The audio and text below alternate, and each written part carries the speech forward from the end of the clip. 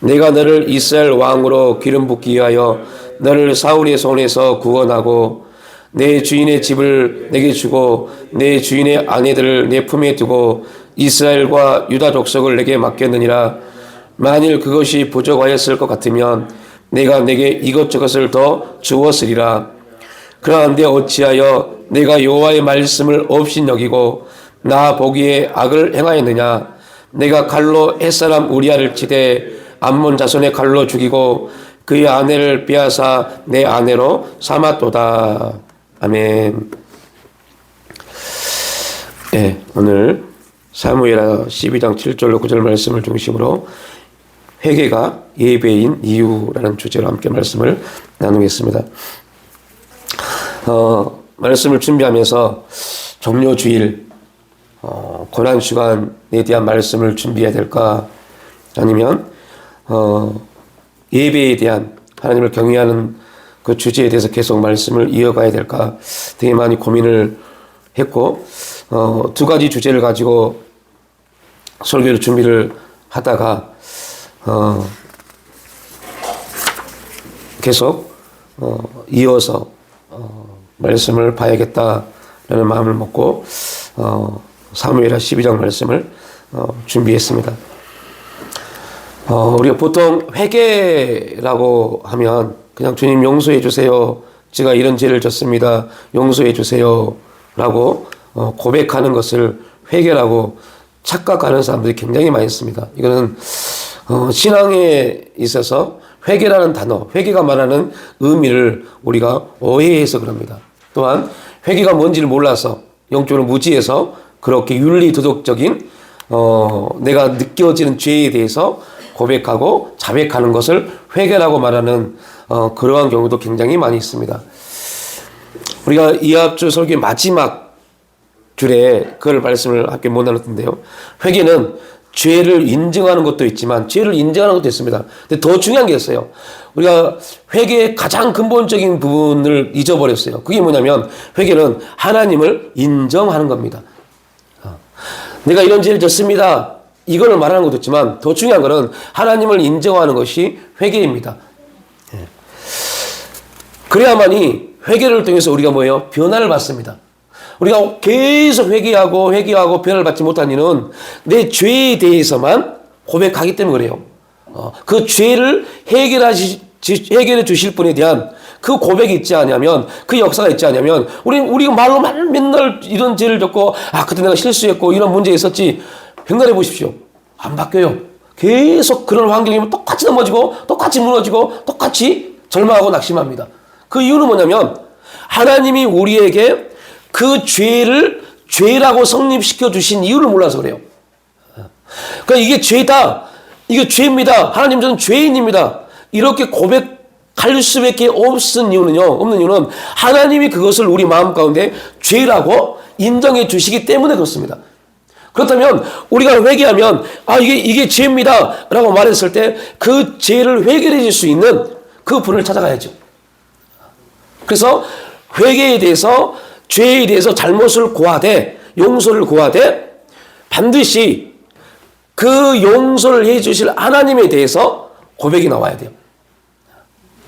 그래야만이 온전한 회개가 이루어집니다. 그래서 하나님을 인정하는 것, 이 말을 다른 말로 풀어보면 회개는요, 우리의 생각, 가치관을 바꾸는 겁니다. 바꾸는 겁니다. 그 전까지는 내 생각, 내 가치관, 내 삶에서는 이것이 죄가 아니었어요. 근데 하나님은 은혜를 받다 보니 이게 죄네? 이게 죄였네? 라는 부분들이 하나씩 성립되기 시작합니다. 그래서 은혜를 받으면 받을수록, 하나님을 만나면 만날수록 우리는 더 깊은 회개의 역사가 일어나는 겁니다. 하나님을 깊이 만나지 못하고 인격적으로 계속적인 하나님을 만나지 못하면 죄는 그냥 윤리도덕적인 죄 외에 우리의 죄의 회개를 하지 못합니다. 그냥 많은 예수를 믿는 사람들 또한 이 세상의 연도순으로 계산해 보면 7,000년 전 아담이 지은 범죄가 지금 나와 뭔 상관이 있는데요? 라고 말합니다. 심지어 그리스도인들까지도 우리 조상은 찾아갑니다. 우리 주상은 아담이 아닙니다. 라고 말합니다. 우리 주상은, 여러분의 주상은 누굽니까? 우리 역사에 보면 우리 주상이 누구예요? 당군이요, 당군. 이러한 말도 안 되는 원리를 가지고 와서, 아니, 아담이 범죄했는데 그 죄가 나와 무슨 상관이 있는데요? 그 사람은, 아담은 우리나라 사람도 아닌데, 이렇게 말한다니까요.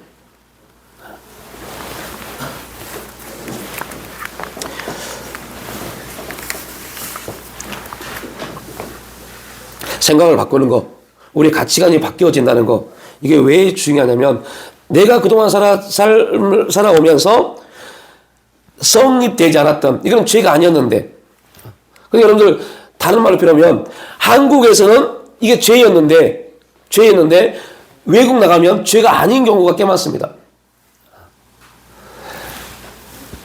그런 이유는 그 나라의 특성상 법이 정하는 죄의 내용이 다르기 때문이에요.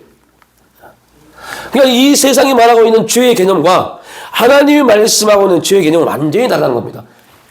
그런데 우리는 이 세상의 기준, 그것도 한국 사람으로서 한국에서 태어났고 한국에서 배워왔던 그 윤리 도덕적 기준에서 죄라는 개념을 가져요. 그러니 맨날 회개해도 바뀌지 않죠. 본질이 안 바뀌니까. 내 생각을 하나님의 생각으로 바꾸는 것이 회개입니다. 또한 말씀이 들려졌을 때 하나님의 생각에 동의하고 나도 그렇게 생각한다고 인정하는 것, 이것이 자백입니다. 우리는 이거를 또 다른 말로 뭐라고 그래요? 아멘이라고 합니다. 그래서 자백이란 같은 소리를 낸다는 의미를 갖고 있습니다. 하나님과 같은 소리를 낸다라는 말이 자백입니다. 내 생각을 하나님의 생각으로 바꾸는 것이 회개와 하나님 말씀에 동의하고 인정하는 자백을 하려면 내 생각이나 이론보다 하나님의 생각과 말씀이 우월하다는 것을 인정해야 돼요. 말씀대로 믿지 못하면 우리는 온전한 회개를 하지 못합니다. 우리가 회개하고 자백한다는 것은 나보다 하나님께서 우월하십니다, 하나님 말씀을 전적으로 인정합니다 라고 고백하는 행위입니다. 그래서 두 가지 측면에서 회개나 자백도 예배라고 말할 수 있는데, 첫 번째는 하나님이 우리보다 훨씬 우월하심을 인정하는 것, 그 측면에서 회개도 예배입니다. 그러니까 우리 회개한단 말이 하나님을 인정하는 것, 그 말을 오늘 이 문장에 대입시켜 보면 하나님은 우월하십니다를 고백하는 겁니다. 우월하다는 뜻을 우리는 히브리서를 통해서 나눴습니다. 그래서 히브리서는 예수 그리스도가 모세보다 우월하다라고 말했어요. 왜 히브리서는 모세보다 예수님이 우월하다는 말을 표현했을까요? 이미 히브리서는 예수 그리스도가 하나님이심을 선포한 그 말씀입니다. 그럼에도 불구하고 왜 예수님이 모세보다 우월하고 천사보다 우월하시다는 말로 표현했을까요? 이게 굉장히 중요한 메시지입니다. 예수님이 하나님이심을 선포한 그러한 신학시대에도 이스라엘 백성들은 누구를요? 모세를 우월하게 봤습니다. 여러분, 우리는 안 그런 것 같죠? 우리가 지금 죄에 대해서 우상숭배에 대해서 쭉 나누고 있지만요, 사울의 가장 큰 문제가 뭐였죠? 사울이 왜 우상숭배를 했습니까? 사울의 삶에 우상숭배가 나올 수밖에 없었던 이유가 뭐랬죠? 자기를 위한 삶이요.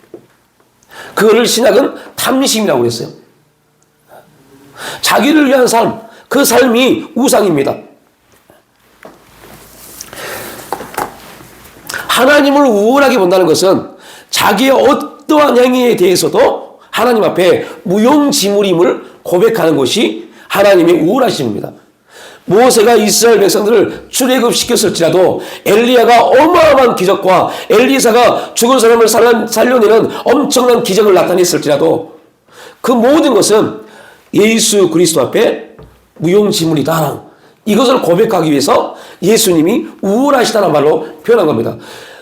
다른 말로 표현하면 엘리야나 모세나 능력 있고 정말로 인정받아야 되지만 예수님이 그들보다 조금 더 높다 이런 말이 아닙니다. 우리 한글로 우리가 쓰는 언어로 표현할 수 있는 가장 높은 의미가 우월하다는 말이기 때문에 우월하다는 말을 쓴 겁니다. 그러나 모세는 예수 그리스도에 대해서 비교할 수 없는 존재입니다. 왜요? 그는 인간이니까요.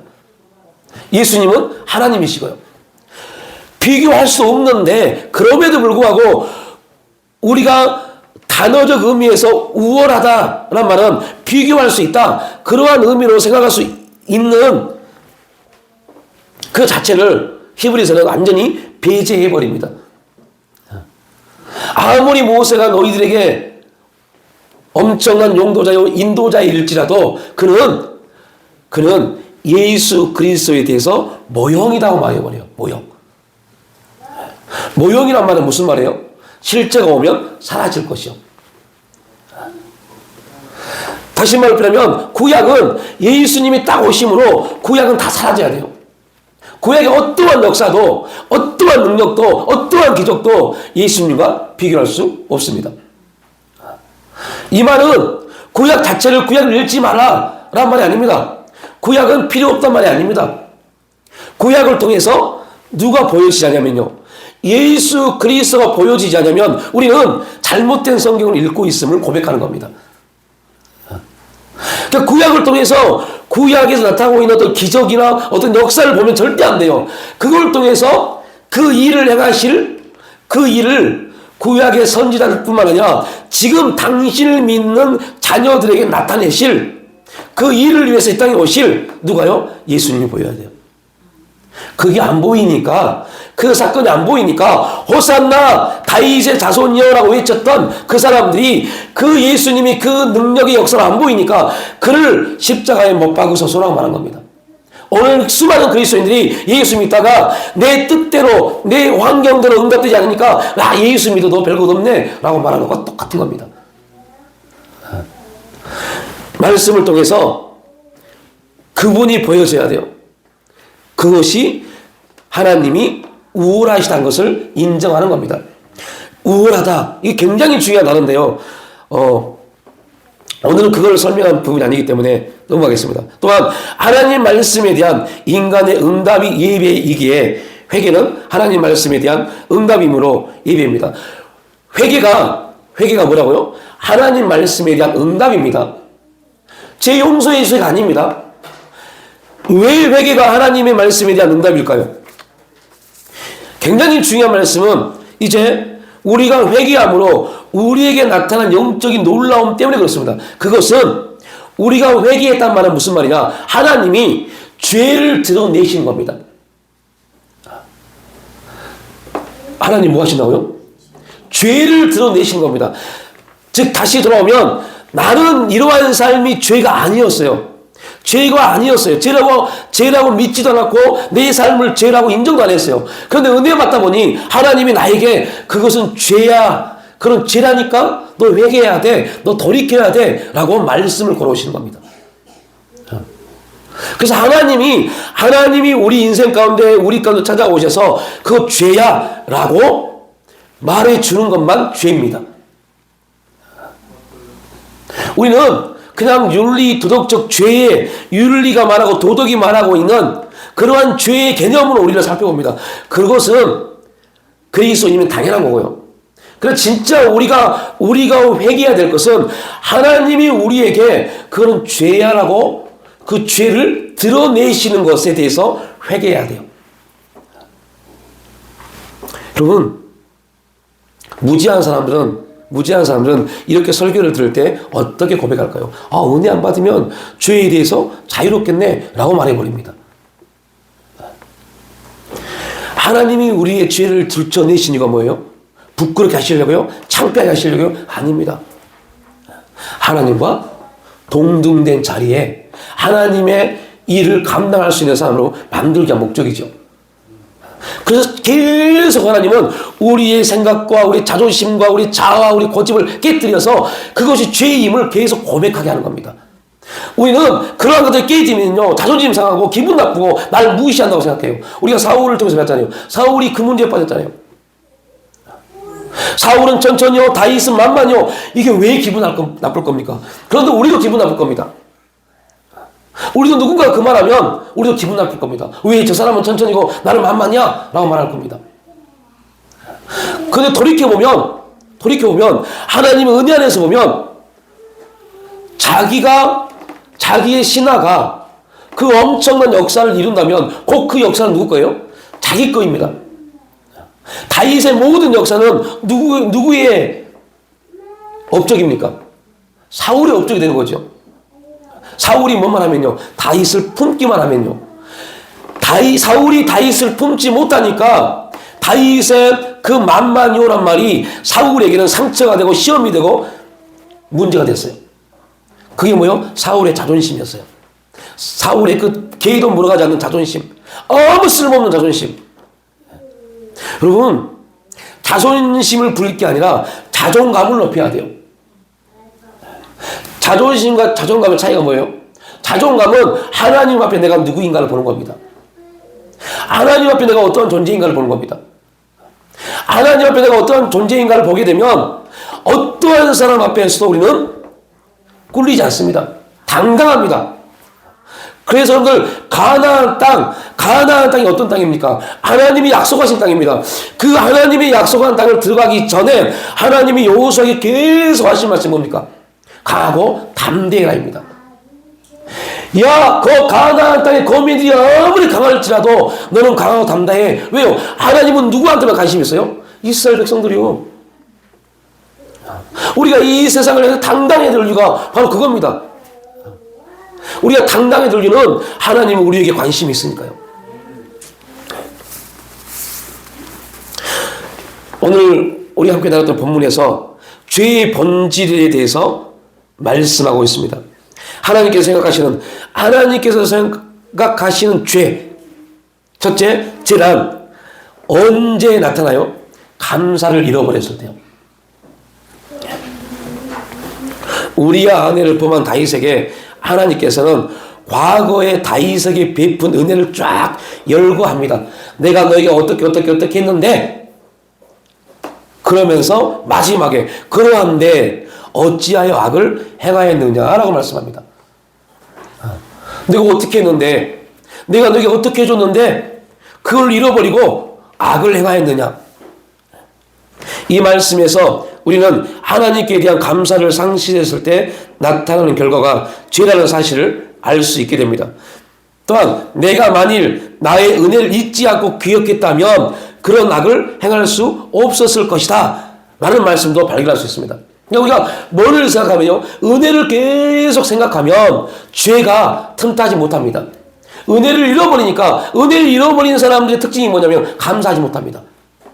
은혜를 잃어버린 사람들은요, 어떻게 고백해요? 내가 열심히 살아서 이만큼 산 거지라고 돼버립니다. 내 노력과 내 열심이 이렇게 된 거지. 하나님 그때 뭐 하셨어요? 이스라엘 백성들이 말라기에서 계속 하나님께 반문한 내용이 그거잖아요. 하나님은 어떻게 우리를 사랑하셨는데요? 하나님 우리에게 사랑하셨다는 그 내용을 말씀해 주세요. 계속 반론하잖아요. 하나님이, 야, 내가 예서를 택하지 않고 야곱을 택하지 않느냐? 너희들은 야곱의 족속이다. 야곱의 우선들이다.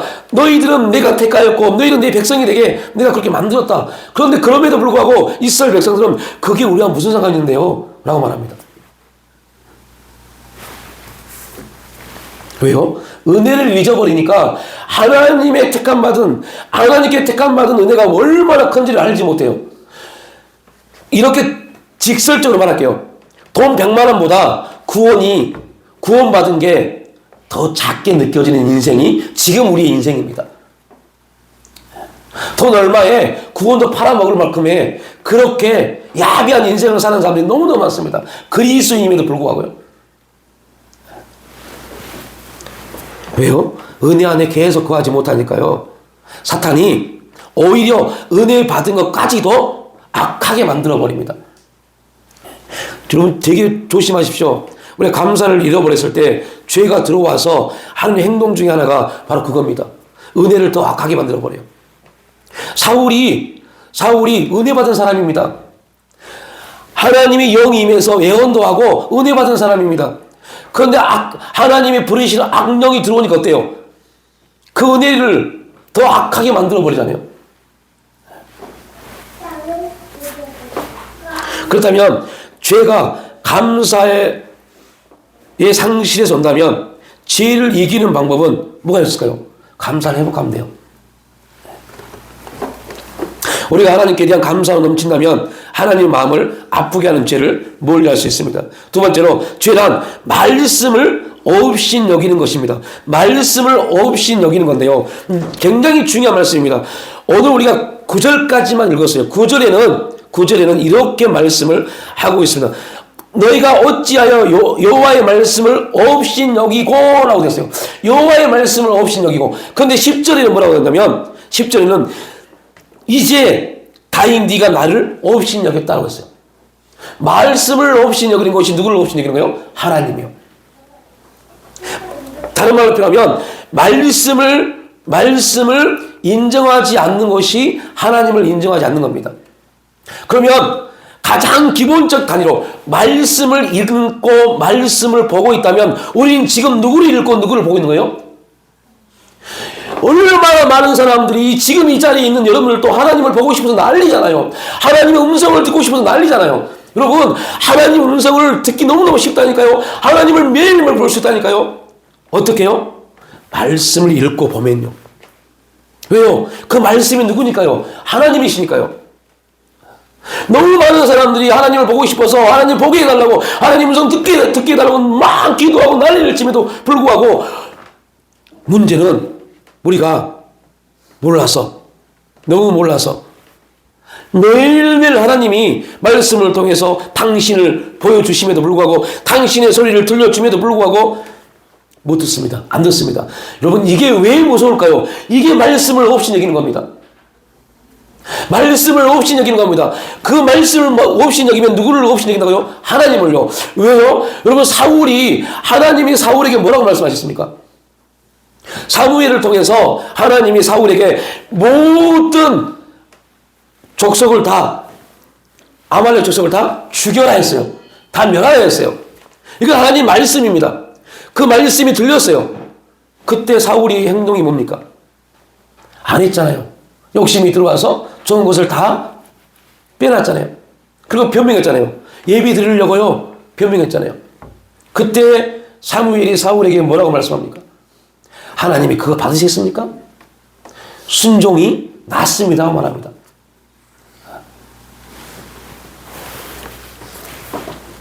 우리가 말씀을 읽고 말씀을 보면서 거기에서 하나님이 보여지지 않고 하나님의 음성이 들려지지 않는다는 것은 다른 말로 표현하면 그 말씀에 대해서 우리가 조금 전에 소론의 말씀처럼 자백하지 못하는 겁니다. 동의하지 못하는 겁니다. 그렇다면 그건 무슨 말이에요? 말씀이 하나님이신데 그 말씀에 대한 인정이 안 되는 것은 하나님을 인정하지 못하는 게 되는 겁니다. 그래서 무서운 겁니다. 말씀을 읽되 그 말씀 속에서 우리에게 들려지는 하나님의 음성을 들으시고 그 말씀에서 하나님을 볼 수 있기를 축복합니다. 그럼 어떻게 봐요? 이제 이 문제가 있죠. 어떻게 봐요? 어떻게 볼까요? 되게 쉽다니까요. 그 말씀이 뭐라고요? 그 말씀이 하나님이시라니까요.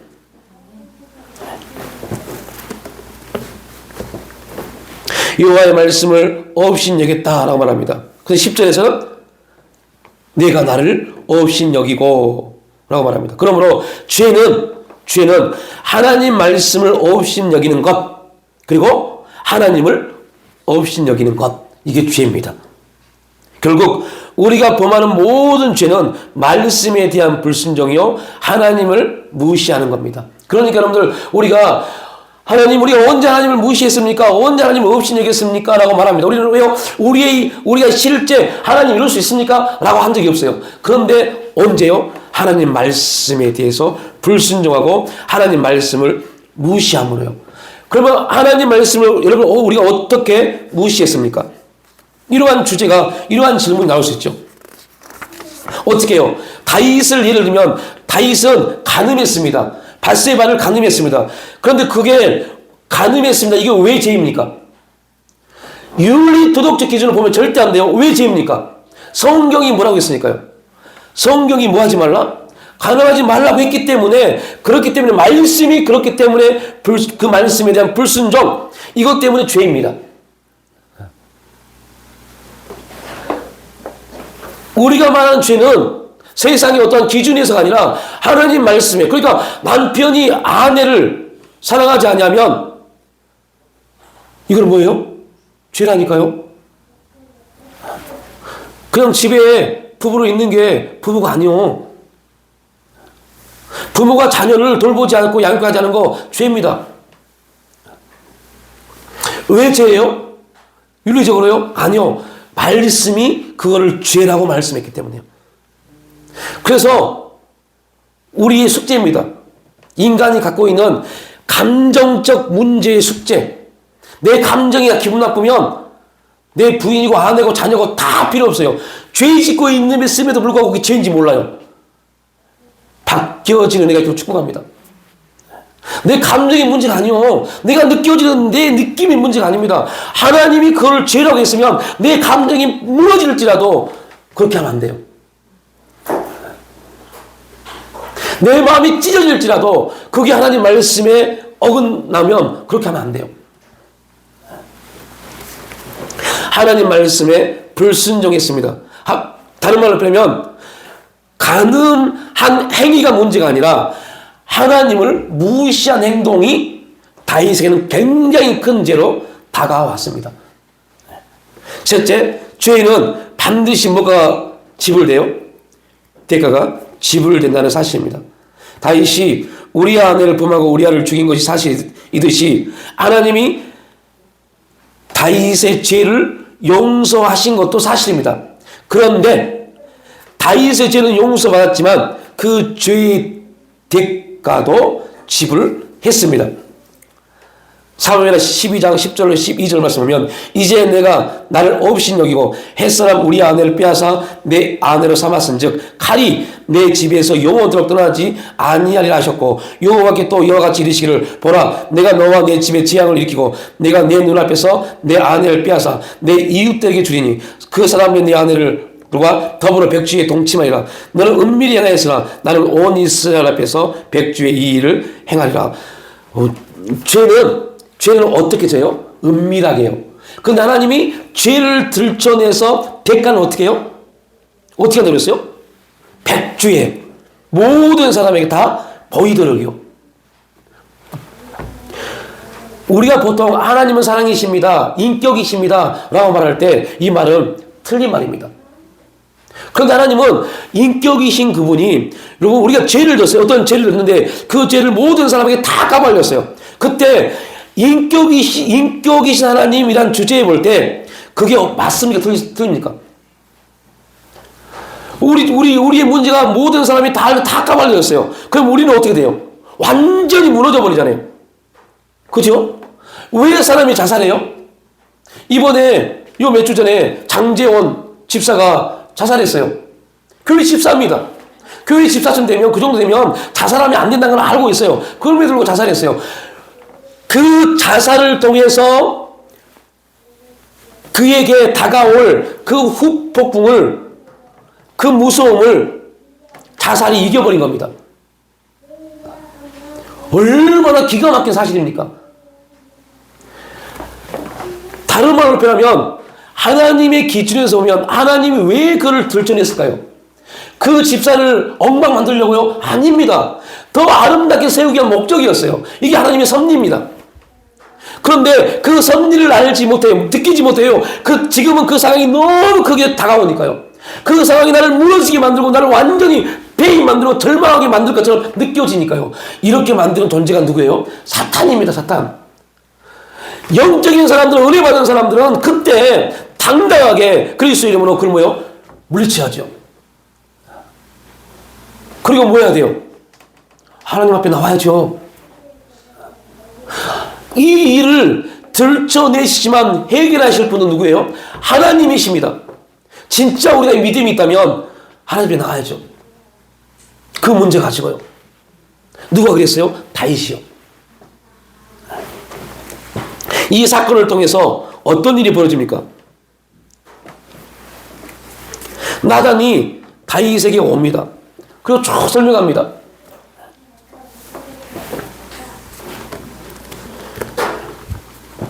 이 말은 징계를 받았다. 이거에 대해서 대가를 받았다는 말은 구원을 잃어버린 것은 절대 아닙니다.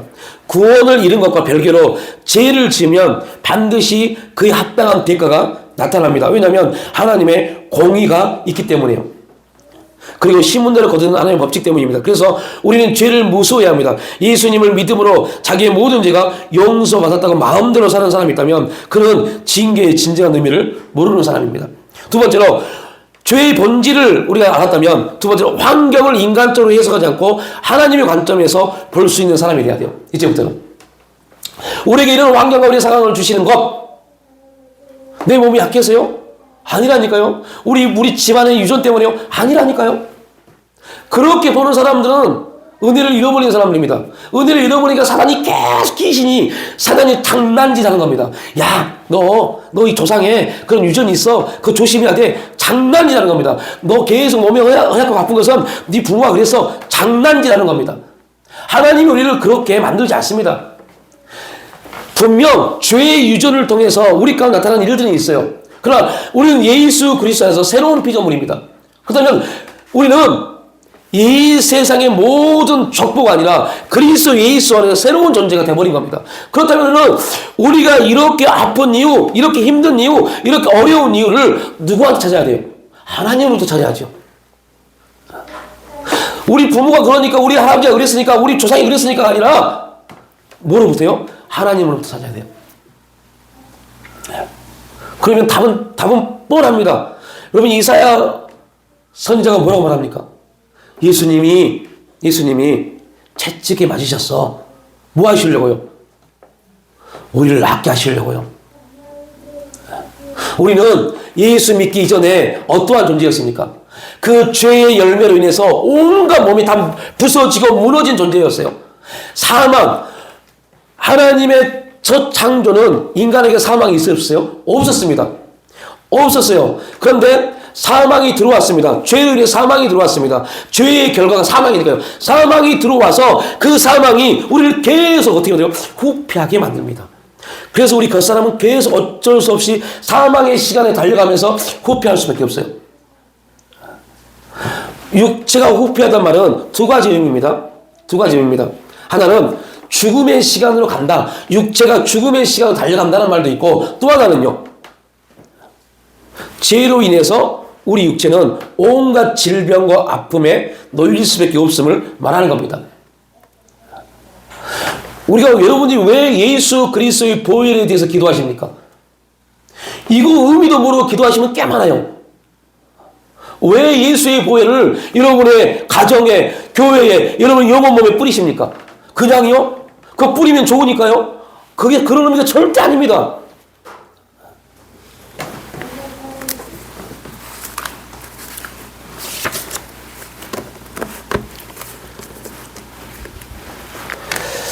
여러분, 예수님이 예수 그리스도의 십자가에 흘리신 그 보혈을 통해서 우리 인생이 이제는 더 이상 옛사람에 있었던 모든 것들이 우리 인생에 더 이상 무하지 못하도록, 간섭하지 못하도록 막아버리는 겁니다. 그리고 예수 그리스도의 보혈의 은혜가 우리에게 그러한 영적인 원리를, 진리를 던져주는 겁니다. 너는 이제 더 이상 그리스도의 보혈로 정결케 되어진 너는 더 이상 너희 이 세상의 족보에 의한 유전은 너와 무관한 것을 말해주는 겁니다. 그러면 이제부터는 모든 우리의 문제를 어디에서요? 하나님으로부터 찾아내야 돼요. 아프십니까? 육체가 질병이 계속 나십니까? 몸이 힘드십니까? 다른 거 보지 마십시오. 이사야 53장을 계속 읽어보십시오. 해답은 그거가 있어요. 우리의 질병을 위해서 그분이 이번 주에 어떻게 해요? 우린 기념하지만요, 2000년 전 이번 주에 채찍에 맞으셨다니까요. 우리 뭐 하시려고요? 낫게 하시려고요. 그러면 그 말씀은 실제입니다. 그 말씀은 실제이고, 그 말씀은 살아있고 운동력이 있습니다. 그 말씀을 우리 삶에 적용시켜야죠. 계속 내가 아픕니다. 내가 힘이 듭니다. 내가 어렵습니다. 내 육체가 연약해서 어렵습니다. 너무너무 힘듭니다. 그런데 하나님 말씀이 진실이고 하나님 말씀이 진리고 실제고 살아있고 운동적인 말씀입니다. 분명 이사야 선지자를 통해서 말씀하셨기 때문에 저는 그 말씀을 믿습니다. 나의 아픔을 낫기 위해서 주님이 친히 채찍에 맞으셨음을. 그러면 얼마나 기도가 쉬워요. 성경적 기도. 말씀을 가지고 와서 말씀에 내 삶을 계속 대입시킨 겁니다. 그 말씀은 살아있고 운동력이 있기 때문에 반드시 내 우리 삶 가운데 말씀은 역사합니다. 그것을 다윗을 통해서 우리에게 보여주고 있고 사울을 통해서 부정적인 내용들의 삶을 우리에게 보여주고 있습니다. 다윗은 우리아의 아내 바세바를 통해서 낳은 첫 아이가 병들어 죽게 됐어요. 많은 부분이 이 부분에 대해서 우리가 엄청난 중요한 사건을 주죠. 그가 아이가 병들어 죽게 됐을 때 7일 동안 금식하며 하나님께 간절히 기도합니다. 이걸 여러분에게 우리의 삶을 여기다 대입을 시켜보십시오. 간절히 기도합니다. 금식하며 7일 동안 기도했어요. 그런데 응답이 되지 않고 아이가 죽었어요. 여러분은 이때 어떠한 행동을 하실 겁니까? 다윗을 보십시오. 아이가 죽었어요. 모든 신하들이 뭐라고 말합니까? 이렇게 말합니다. 아이가 살아 있었을 때도 금식하면서 7일 동안 기도했는데 아이가 죽었으니 다윗이 우리 왕이 얼마나 슬퍼할까? 이게 일반적 논리입니다. 그런데 아이가 죽고 나니 다윗이 어떤 경우래요? 금식을 딱 끊고 야 밥 가져와 라고 말합니다. 신하들이 깜짝 놀랍니다. 아니 왕이요, 이게 어찌 된 일입니까? 왕이 정말 아이가 죽기 전에 살려달라고 금식하며 매달렸을 때 그 모습을 보면 지금 왕은 완전히 슬퍼해서 하나님 이럴 수 있습니까? 내가 어찌해서 그럼에도 불구하고 하나님의 금식하면서 살려달라고 외워나였고 기도하였는데 이렇게 하면 어떻게 하십니까? 그것도 우리가 기도잖아요. 다윗도 이렇게 기도할 줄 알았어요. 근데 다윗은 금식을 중단하고 밥을 먹기 시작합니다. 이 말에서 우리는 너무너무 놀라운 하나님의 메시지를 가져올 수 있는데 그게 뭐냐? 하나님께 불만이 아무것도 없었다는 겁니다. 누가요? 다윗이. 그 아이가 죽었을지라도 그거에 대해서 그가 비록 7일 동안 금식하면서 기도했을지라도 그거에 대해서 내가 무언가를 한 거에 대해서 하나님이 역사하지 않은 거에 대해서 아무런 불만이 없었다는 것. 이게 다윗의 신앙입니다.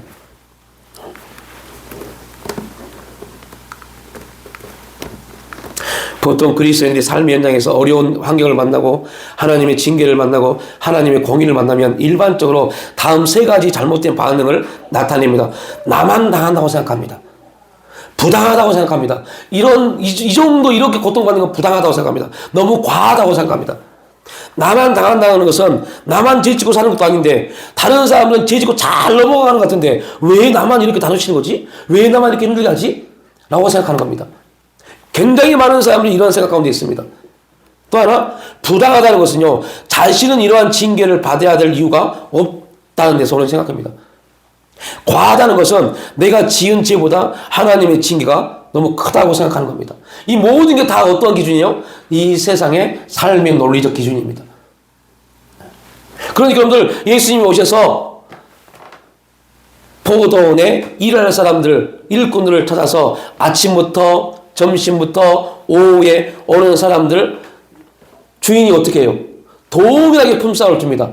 여러분이 그때 아침에 온 사람이었다면 그 동일하게 품삯을 주는 그 주인을 향해서 뭐라고 말할까요? 아, 이거 너무하는 거 아니야 이거? 난 아침부터 쇠 빠지게 일었는데 고작 한 달 같은데 오후에 와서 일하는 사람한테 한 달 같은 줘? 이거 너무하잖아요 라고 말할 겁니다. 근데 성경에는 예수님은 정확하게 말씀합니다. 내 마음이야. 주는 것은 누구 마음이에요? 주인 마음입니다. 그래서 주인의 마음, 하나님의 마음을 갖는 게 너무너무 중요합니다. 그래야만이 뭐 하지 않아요? 원망하지 않아요. 하나님 마음을 알면요. 저도 그 마음을 잘 모르니까 조금 힘들면 에이씨 어떻게 해야 돼? 이 말로 하는 겁니다. 하나님 마음을 놓쳐버리니까요. 내 환경이 매이고 내 사건이 매이고 내 문제에 매이니까 하나님 마음이 덮여져야 되는데 안 입혀지니까 내 마음이 앞서가 버립니다. 그러니까 힘들면 와 진짜 너무하네 진짜 이 말 나오는 겁니다. 이 말 나온 게 죄인지 몰라요. 죄인데 이렇게 말하는 게 뭐라고요? 죄입니다. 삶의 논리에서는 이 세상의 삶의 논리는 당연한 겁니다. 기분 나쁘면 아이씨 왜 그래? 할 수 있고 힘들면 힘들어 할 수 있습니다. 그런데 하나님은 그렇게 말하려고 하지 않습니다. 내가 왜 너에게 힘듦을 줬겠느냐? 이유가 뭘까?를 물어오십니다. 너에게 왜 이 아픔을 줬을까? 이유가 뭘까?를 물어오십니다. 이 반응들이 전부 하나님을 향해 반항하고 있다는 겁니다. 그러나 다윗은 하나님께 승복하고 있습니다. 자기에게 다가오는 환경을 하나님의 처분으로 인정할 뿐만 아니라 하나님의 처분에 대해서 전혀 뭐가 없어요? 불만이 없었습니다. 물론 하나님께서 자신을 불쌍히 여겨 아이를 살려주시면 감사한 일입니다. 그래서 금식하며 기도했습니다. 그러나 그 아이를 데려가신다고 하나님께 대들고 반항하지 않았습니다. 우리는 이것을 승복이라고 말합니다. 승복한다. 다윗은 하나님의 처분에 대하여 반항하지 않았고 받아들였습니다. 이런 점이 사울과 전혀 다른 모습입니다. 그러니까 환경을 인간적으로 생각한다면, 인간적으로 해석한다면 이 정도 열심히 했으면, 이 정도 했으면 하나님 이제 뭔가 하셔야죠가 됩니다. 여러분 이런 기도 많이 하셨죠? 저도 많이 했어요. 되게 많이 기도했어요. 하나님 이 정도 힘들게 했으면 지금쯤이면 하나님 좀 터뜨려 주시지. 이 정도 힘든데 더 이상 내려갈 것도 없고 아니 내려가는 게 뭔지도 모를 정도 힘든데 이쯤에서 하나님 좀 어떻게 좀 하해 주시지. 이 말은 무슨 말이에요? 진짜 기도 같지만요. 이게 오늘 이 말씀에 비춰보면 뭐한 겁니까? 하나님께 대든 겁니다. 하나님의 섭리에 하나님의 권위에 우리가 뭐라고 대든 겁니다. 우리가 뭘 했다고? 하나님 보시기에 어떠한 기쁜 일을 했다고 우리가 대든 겁니다. 하나님이 그 모습을 볼 때 어떠한 모습을 봤을까요? 야, 너 아직 그렇게 말할 때가 아니야. 너 왜 자꾸 네 관점으로 봐? 왜 자꾸 네 관점으로 말을 해? 하나님께 대한 이런 자세가 다윗이 하나님 앞에서 탁월하게 된 이유입니다. 다윗이 압살롬이 반란으로 인해 도망갔을 때 달궜죠. 도망을 갑니다. 아들이 반란을 일으켰어요. 그리고 도망을 갑니다. 도망을 갈 때 사울의 조카뻘 되는 시므이가 다윗을 향해서 저주합니다.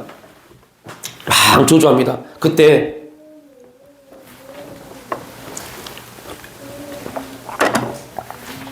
다윗 옆에 있던 아비새 장군이 이렇게 말합니다. 왕이여 명령만 하십시오. 저 개 같은 저 시므이 내가 죽여버리겠습니다.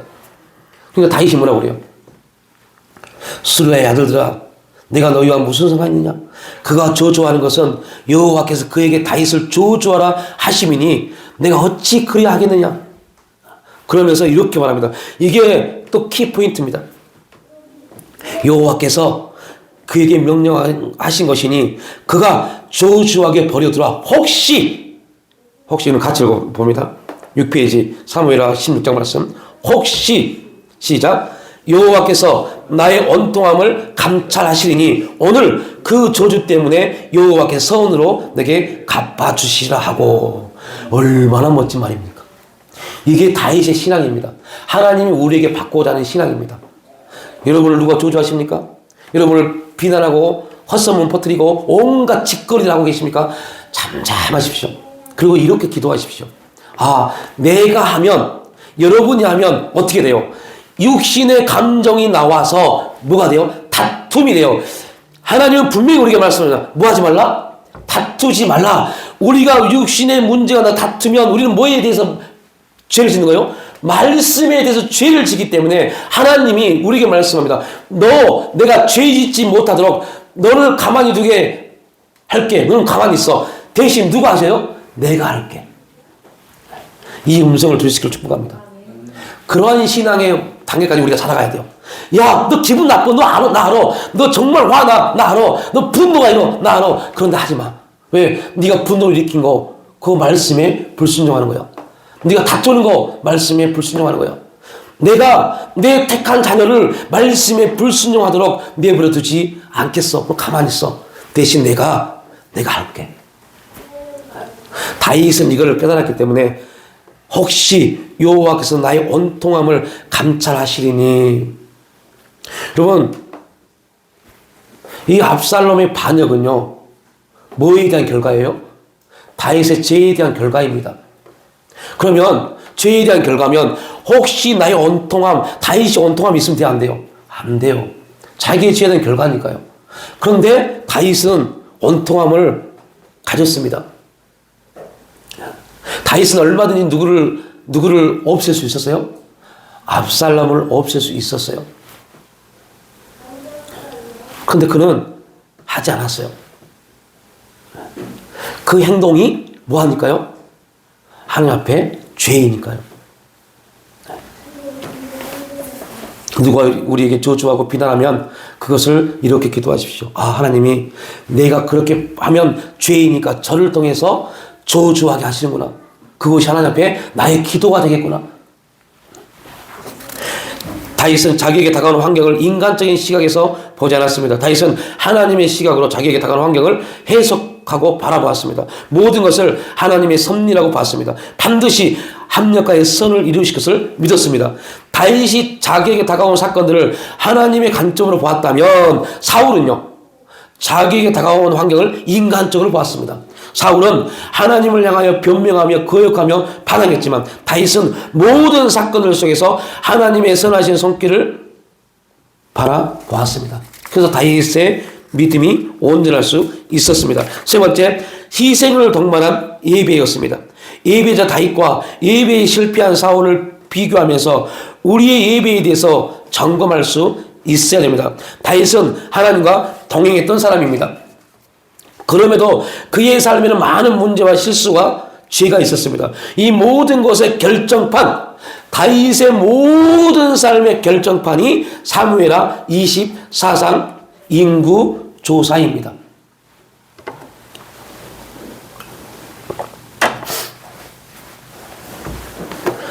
인구조사를 통해서 다윗은 하나님으로부터 징계를 받습니다. 하루에 7만 명이나 죽은 징계 속에서 여러분, 다윗이 인구조사를 한 이유가 뭐였어요? 다윗이 인구조사를 한 이유가요, 우리의 국력이 얼마나 큰가를 허세를 부리는 목적이었습니다.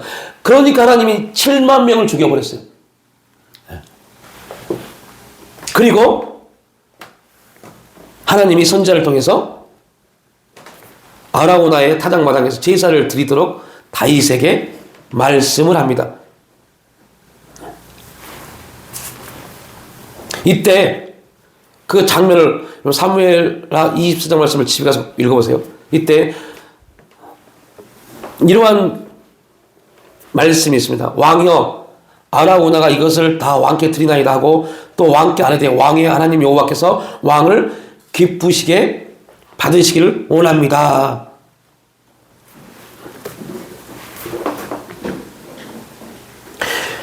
왕은, 다윗은 얼마든지 아라우나가 주는 그 밭을 가질 수 있었어요. 그런데 그 아라우나의 말에 대해서 다윗이 어떻게 반응하느냐, 24절로 25절 말씀입니다. 왕이 아라우나에게 이르되 그렇지 아니하다. 내가 값을 주고 내게서 사리라. 값 없이는 내 하나님 여호와께 번제를 드리지 아니하리라 하고. 뭐 없이는요? 값 없이는요. 하나님이 타작마당에서 제사를 드리라는 목적은 그 타작마당이 중요한 게 아닙니다. 하나님이 다윗이 그 말씀을 듣고 어떻게 행하는가를 보신 겁니다. 그러니까 왕이니까 얼마든지, 또 왕이니까 그 당시 다윗이 인구조사를 통해서 이스라엘의 7만 명이 죽는 그러한 재앙이 내렸음에도 불구하고 이스라엘 백성들은 다윗을 존경했습니다. 그러니까 그 아라우나에게 야, 이 마당에서 내가 예배를 드리고 하나님께 제사를 드리기로 한다 라고 말했을 때 그 아라우나가 안 됩니다 라고 말했겠어요? 아니죠. 내 왕이요, 하나님께 제사를 드리다니 마음껏 드리십시오 라고 말을 합니다. 왕도 얼마든지 그럴 수 있었습니다. 그런데 다윗은 그렇게 하지 않고 자기의 모든 것을 다 내려놓고 그 땅을 값을 주고 삽니다. 값 없이는 내 하나님 여호와께 번제를 드리지 아니하리라고 다윗이 은 50세겔로 타작마당과 소를 사고 그곳에서 여호와를 내어 제단을 쌓고. 박영선 목사님은, 제가 이거 설교에도 묻는데요, 박영선 목사님은 이 말씀을 이렇게 해석하더라고요. 여러분, 하나님이 여러분에게 죄를 회개하게 하셨습니까? 그러면 반드시 회개에 대한 값을 드리십시오라고요. 돌이켜보니까 저도 그렇지 못했던 것 같아요. 어떤 문제에 대해서 하나님이 그 말씀을 걸어오셨을 때, 그에 대해서 나를 돌이켰을 때 그거에 대해서 값을 드리지 못했던 것 같아요. 그냥 지나가 버렸어요. 너무 쉽게. 그러니까 어떤 문제에 빠진지 아세요? 저기서 놀라운 사실을 깨달았어요. 이건 제가 깨달은 게 아닙니다. 그 박영선 목사님 책에 나온 겁니다. 왜 사람들이 값없이 회개하고 그 값없이 싸게 회개하고 나서 변화되지 못한다 아십니까? 성경이 분명히 말씀합니다. 뭐가 있는 곳에 마음이 있어요? 네 물질이 있는 곳에 네 마음이 있다. 네가 그 회개에 대한 값을 드렸으면 너는 절대 그 죄를 다시를 짓지 않을 것이다. 그렇게 그분은 해석했더라고요. 저는 그래서 굉장히 감동받았어요. 아, 그렇구나. 우리가 회개를 너무 싼티나게 회개하고 있구나. 싸게, 너무 싸게 회개하고 있습니다. 회개에 대한 감사가 전혀 없습니다.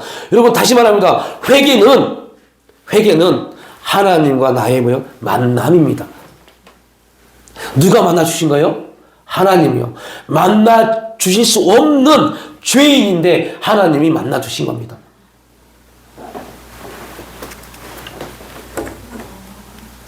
(50세겔로) 타작마당과 소를 사고 그곳에서 여호와를 내어 제단을 쌓고 번제와 화목제를 드렸더니 이에 여호와께서 그 땅을 위한 기도를 들으심에 이스라엘에게 내린 재앙이 그쳤더라.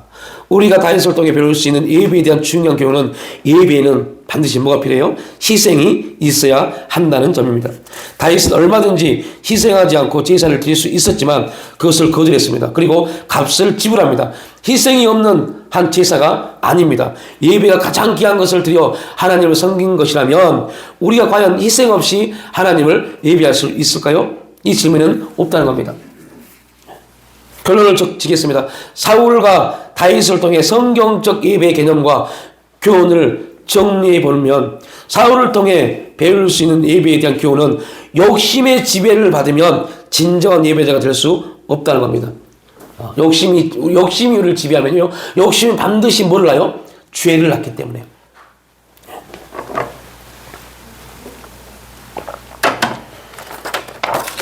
그러니까 여러분, 이 세상의 논리와 이 세상이 말하는 가치와 너무 다르지만요, 나를 위해서, 여러분을 위해서 뭔가를 하려고 하지 마십시오.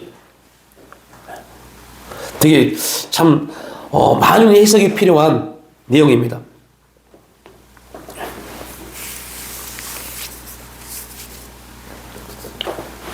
반면에 다윗은 자기를 부인하고 희생할 때 진정한 예배자가 될 수 있음을 가르쳐 줍니다.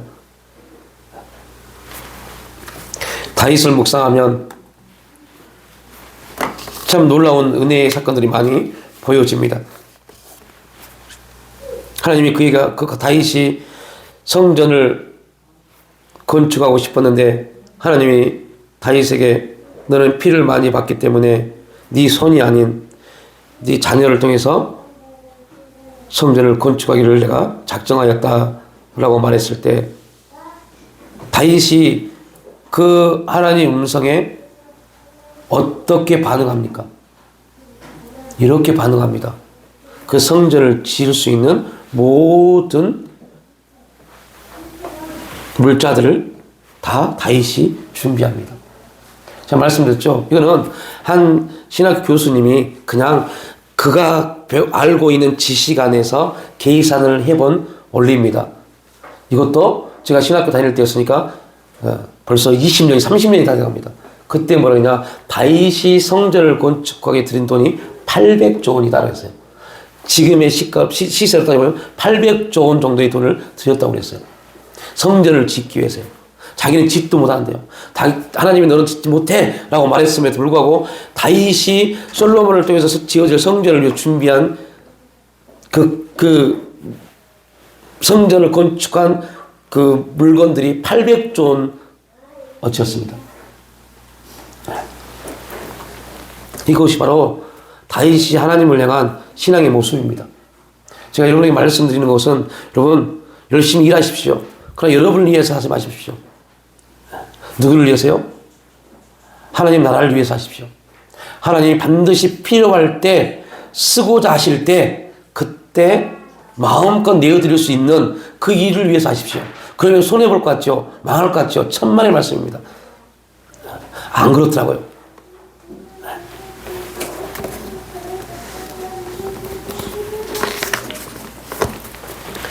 어쩔 수 없이 교회가 어려우니까 내가 해야지 이렇게 하지 마십시오. 이제부터 여러분들 그런 훈련도 해보십시오.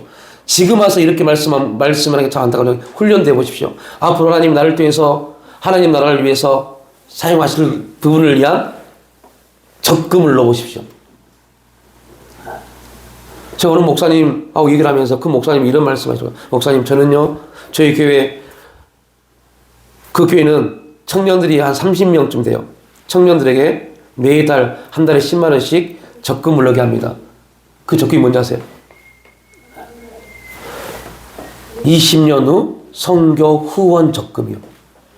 그렇게 작정시켜서 한 달에 10만 원씩 적금 넣게 합니다.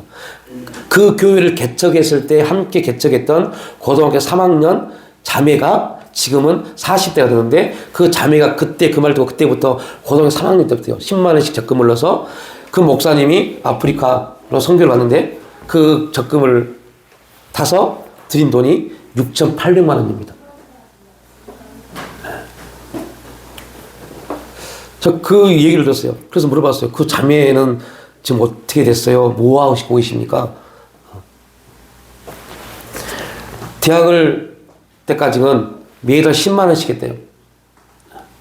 그런데 하나님이 대학을 졸업하고 어느 증권회사에 취직을 하게 했어요. 취업을 하게 하고 그 출근하기 전날 저녁에 하나님 찾아오셔서 그 자매에게 이렇게 말했대요. 너 이 회사에서 받은 모든 돈은 네 것이 아니다. 내 것이다. 대신 내가 너의 인생은 책임져 줄게. 믿으시지 않더래요.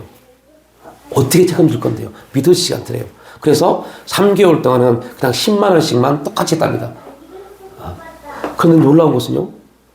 계속 돈이 없어지더래요. 자기 수도 안 하는데. 이상하게 막 문제가 터지고 사건이 터져서 돈이 사라지더래요. 그래서 교회에 와서 막 그걸 놓고 기도하는 가운데 하나님이 말씀을 통해서 이렇게 응답을 주신 겁니다. 내 말에 순종하지 아니한 대가. 저 그때부터 그 자매가 다시 이제 월급을 받으면 그 하나님 말씀하신 대로 꼬박꼬박 그렇게 적금을 넣은 겁니다. 그러니까 그죠? 나이로 따지면 20 몇 년이죠. 20 몇 년 동안 6천 몇백만 원 적금하기 힘듭니다. 그래서 그 목사님 선교할 때 그걸 드렸다고 그래요. 근데 놀라운 것은 하나님이 그 자녀들을, 그 집사님의 자녀들을 축복하기 시작합니다. 저 그 말을 요 몇 주 전에 이 합주 드렸어요. 여러분, 지금도 늦지 않았습니다. 오해하지 마십시오. 제가 앞으로 어디 갈 때, 선교할 때 저한테 하는 소리가 아닙니다. 여러분이 한 곳을 정하든 뭐든 지금부터 해보십시오. 하나님 나라를 위해서. 주일날 헌금 드리는 거 이거 말고요. 이거는 의무입니다. 의무. 이거 말고요. 다윗이 자기는 성전도 짓지 못하는데 성전을 짓고자 하는 마음 때문에 800조 원을 적금 들어놨던 것처럼요.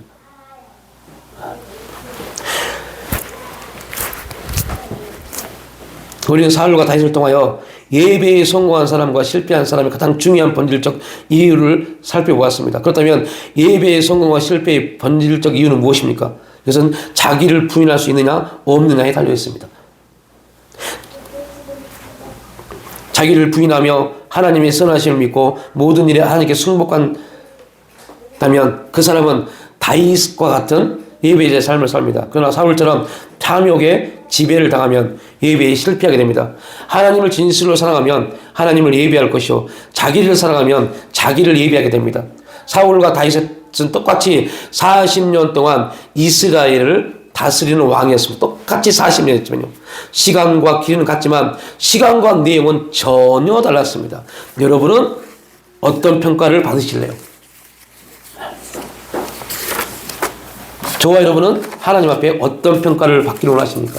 똑같이 비슷한 신앙생활을 하고 있는데 하나님의 평가는 다윗이냐 사울이냐로 나눠져 버립니다.